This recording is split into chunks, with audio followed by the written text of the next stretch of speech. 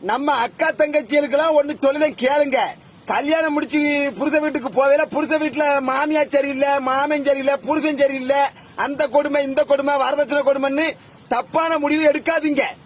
உனக்கு அங்க இருக்க பிடிக்கலையா உங்க தாய் தப்ப வீட்டுக்கு போங்க.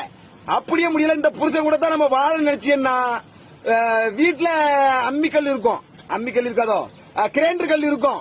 புருஷன் உறங்கிட்டு இருக்கும் போது அவன் முட்டிலே ஒரு போடு அதோட அவன் கால் ஒடிஞ்சிரும். அது பிறகு கடையில போட்டு அவனுக்கு கஞ்சி ஊத்திக்கலாம். மாமி கெண்ட காலில் போடு. மாமியால விளக்க மாத்த வச்சு நல்ல உச்சந்தலையே அடி. நீ அடிக்கிற அடியில அடுத்து உன்கிட்ட எந்த அடுத்த பேச்சே பேசக்கூடாது. நீ இதெல்லாம் ஏதாவது கொன்னாதான் பிரச்சனை, கொன்னாதான் பிரச்சனை. நீ கைய கால ஒடிச்சு எந்த பிரச்சனையும் வராது. அப்படி பிரச்சனை வந்தா ரெண்டாவது பாத்துக்கலாம்.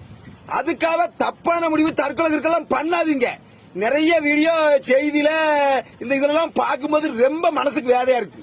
அக்கா தங்கச்சி தப்பான முடிவு எடுக்கல. உங்களை பிள்ளையா பெத்து வளர்த்து ஒரு கையில லட்சக்கணக்கில் செலவு பண்ணி கட்டி கொடுத்தா நீங்க இப்படி விட்டுட்டு பேரணுமோ? உங்க தாய் தோப்ப நினைக்க கூடாதோ? உன் கூட பிறந்தவன் நினைக்க கூடாதோ? நான் சொன்னதை தெளிவா கேளுங்க. இந்த மாதிரி மட்டும் செய்யுங்க. ஆமா, இல்ல அக்கா தங்கச்சிகளுக்கு அனுப்பி விடுங்களேன். இந்த வீடியோவை பார்த்து தெரிஞ்சுக்கிட்டோம்.